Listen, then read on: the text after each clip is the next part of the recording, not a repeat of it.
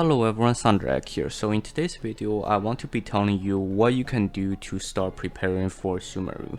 Now, of course, with that said, these videos are generally meant for endgame players who have absolutely nothing to do with their resin as of right now, and it's basically waiting for the Sumeru release.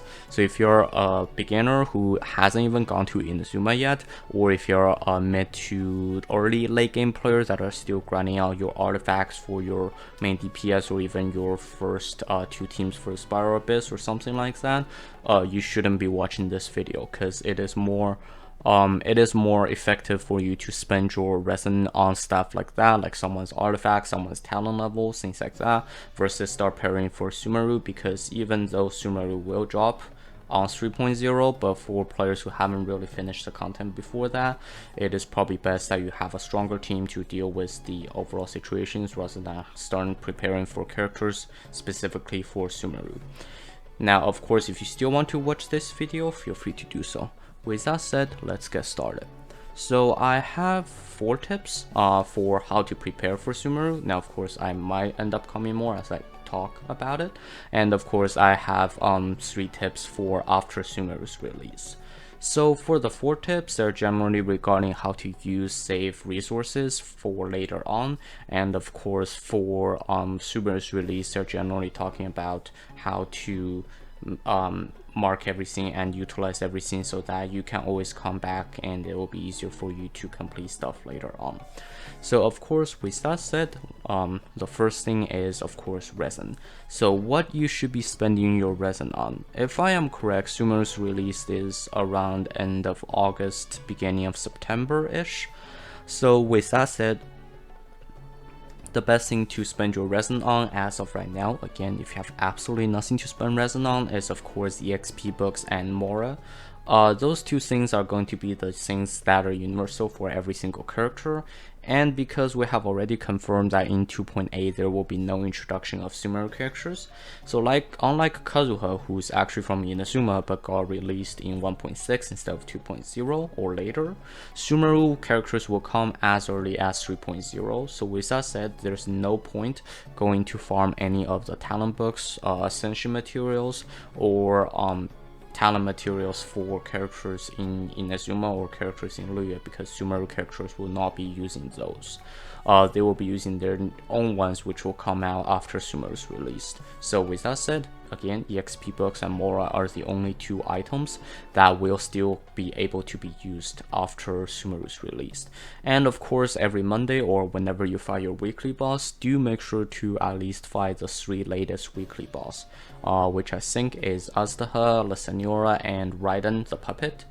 The reason you want to do that is because Sumeru 3.0 might not immediately introduce a new weekly boss. So if that is the case, where a new weekly boss doesn't come until 3.1 or later, all the characters released up to that point when a new weekly boss is introduced will use materials from previous weekly bosses. Now, of course, it's not a 100% match where they will all use Raiden Puppet's weekly boss material, but they might use weekly boss material from, generally speaking, the last 3 weekly bosses.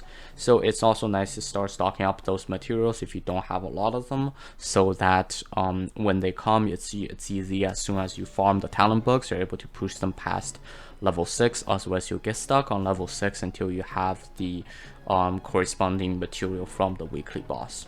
So that's all I have regarding spending your current resin. The second point I have is stock up Fragile and Condensed Resin. Now, of course, for Condensed Resin, there isn't too much you can do. The best you can do is 5 Condensed Resin, 40 resin each. But what you can do, again, this is only very niche, but a few days before Sumeru's release, you can start to make sure you have 5 Condensed Resin going to Sumeru, because that's basically 10 artifact runs, or 5 Condensed Resin artifact runs for free. And on the other hand, Fragile Resin is very important. Unless you have a specific need to use Fragile Resin right now, you should be saving up all your Fragile Resin for Sumeru, because with the release of Sumeru, all the materials that cannot be farmed with resin right now will be able to be farmed with resin, including character ascension materials, weapon ascension materials, character talent books, and other stuff. can't remember all of them off the top of my head. But with those stuff, the more resin you have, the earlier you can burn through all the resin to potentially get one set of artifact or level up a character to 90 or things like that. Those stuff you cannot do with just daily resin unless you want to refresh them with primal gems, which is expensive. But other than that, stocking up fragile resin is again, if you have nothing to spend fragile resin right now, is a good thing to do rather than say spending all your fragile resin on a specific domain that you are still grinding for like the perfect artifact piece for. The third one is stock up on primal gems, of course. The ways to stock up primal gems, there are a lot, but a lot of them as of right now requires a lot of grinding. So this one is for people that wants to grind a little bit every day, so still play a bit of Genshin apart from the daily 60 primals and also the daily 60 primals and any new events out there. So for these ones, of course, finish all your world explorations, try to 100% them or at least 90% them, something like that. The interactive world map is very helpful for this. If you haven't been using that, it's something you should use. It's also something I'll recommend later on for Sumeru's Release. If you want to look for that, just search up Tivat interactive map and the first one will come up. It's actually miHoYo's product, so it's very reliable where everything is, but it's very nice to use to 100% your world explorations. And of course, the more chests you find, the more primal gems you'll have. The second one is, of course, finish character quests. They are important in the sense that it is possible, also very unlikely, but it is possible that some of these quests will be prerequisites to quest from Sumeru. So of course it is best that you clear all of them out right now. For these you will need story keys, and for story keys you can unlock with daily commissions. So as long as you're doing daily commissions, you should be able to eventually unlock all these quests and do them all. And of course, hangout quest, the lesser version of character quests, should also be done.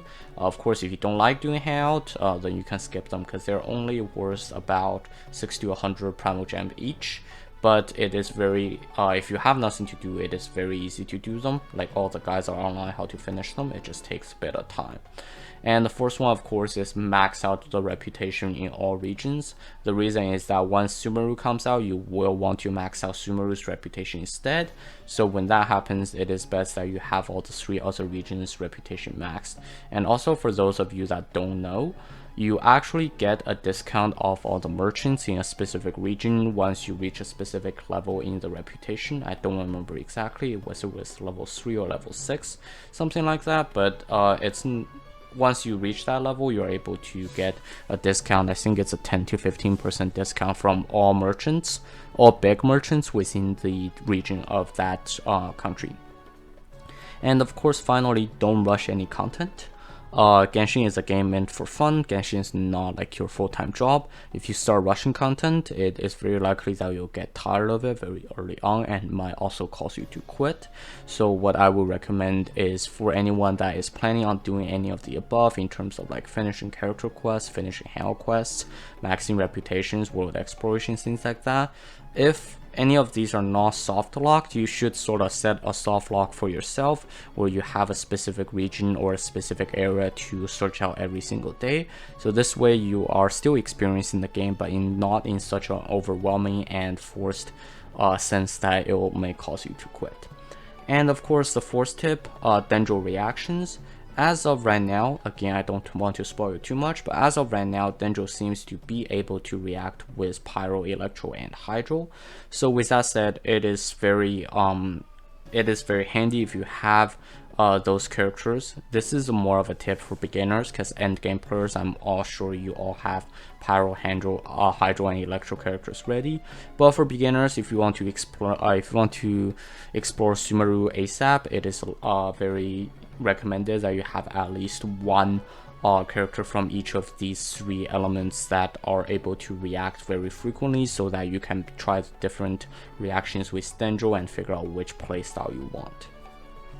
And of course, the next 3 tips is for Sumeru's Release. So the first one is you should unlock all the domains on the first day. Not necessarily the whole map, but all the domains that you can find, you should try to unlock them on the first day. Hopefully they're not time locked behind some quests or anything, but if they're not, you are able to get access to character ascension materials, talent books, artifacts, and things like that. These are the stuff you want to be spending your resin on ASAP. So essentially, basically, until you unlock these stuff, you're basically wasting your resin on stuff that are not Sumeru related. So it is best recommended that you unlock these things as soon as possible. The second tip I want to give is mark everything you've gathered as you go. I think it's perfectly fine to open chests as you walk along and things like that.